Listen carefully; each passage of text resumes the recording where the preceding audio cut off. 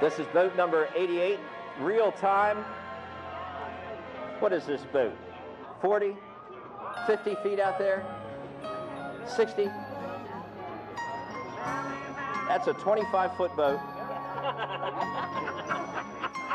Captain Max Siders is pushing those gross weight limits to the max there. Look at that, 25-foot hull and all that.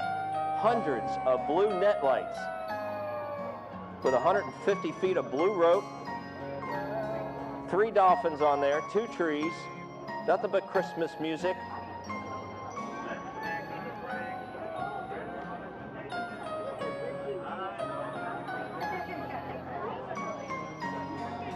Happy holidays from the Real Time and Captain Max Siders.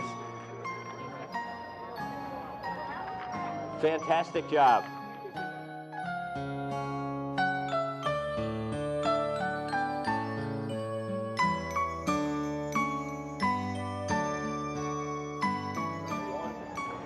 Our judges, Brian Belcher here from the Aldermans, and John Pennington, the president of the chamber, Charlene Becker from the Star News. Tough decisions. Every year it gets bumped up a little bit higher on the bar.